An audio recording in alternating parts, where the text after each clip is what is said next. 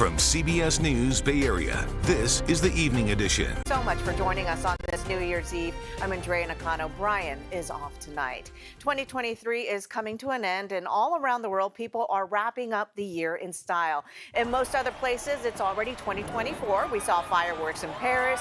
In Dubai, they launched them from the top of the world's tallest building, and a beautiful waterfront show in Hong Kong. Back here in the Bay Area, thousands of people are heading to San Francisco for the annual Embarcadero fireworks show, but will everyone be able to see it? Let's get right to the forecast. And you said yesterday, Darren Peck, that the fireworks were going to be okay for tonight. So has anything changed? Nothing has changed. Okay. The only thing that's a little different is we've got some light rain that is showing up right now. And we were seeing this late last night on the Futurecast. We'd see some light rain coming right about now, actually. And sure enough, a few showers over the East Bay, Tri-Valley. This has been consistent now for like the last hour, actually.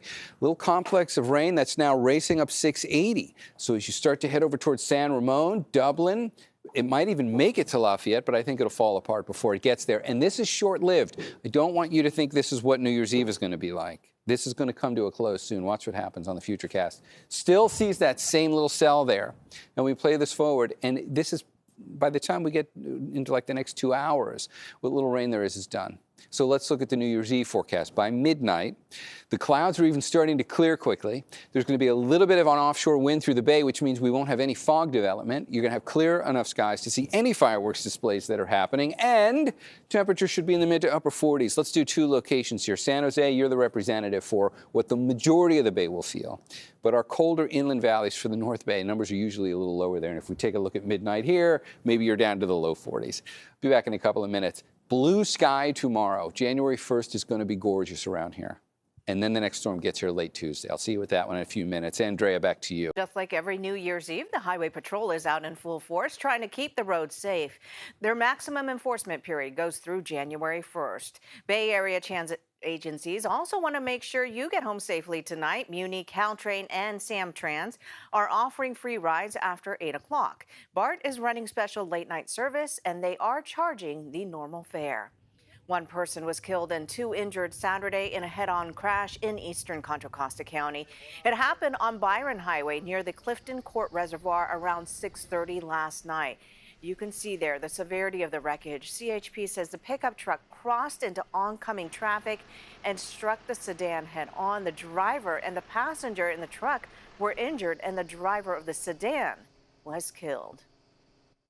During our investigation, we realized that the deceased party was not properly restrained in this vehicle. We also want to remind everyone to properly wear their seatbelts. The seatbelt was clipped in, but behind her. Police said alcohol was not a factor in this crash. Police are investigating two homicides that happened over the weekend. Early this morning, police responded to calls of a man lying in the street near Hayward Executive Airport. He was pronounced dead at the scene from a gunshot wound. Police are still looking for the suspect.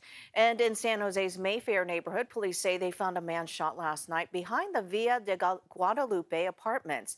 That's off near Alum Avenue. It happened around 7:30, and he was taken to the hospital where he was pronounced dead there.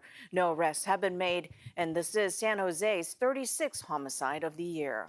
Tomorrow, Prop 12 will take full effect here in California, a major win for animal advocates. The law sets a higher standard for the treatment of farm animals, specifically for pigs and chickens. It bans the production and sale of food products coming from animals locked in crates in extreme confinement. The egg and veal provisions have been in place for years, but the pork provisions took effect in August. Retailers were given until today to sell any remaining non-compliant pork products. California voters approved the ballot measure back in 2018. The director from the Humane Society of the United States tells us that while California isn't the only state to pass a law like this is the strongest one of its kind, and he hopes it sets a new standard. California voters were right when they said that we are going to draw a line and say that the extreme confinement of animals in cages so small they can't even move is simply wrong and needs to end. He adds this will benefit humans as well, as the extreme confinement of farm animals increases risk to public health. Pork producers had argued the law would hurt their bottom lines and the broader economy. They challenged the law all the way to the U.S. Supreme Court, but in May of this year, the High Court upheld its decision, 5-4 split in the Supreme Court. Yeah. But we will be back again at 10 o'clock tonight at a very special time for a half-an-hour newscast. Until then, have a good night.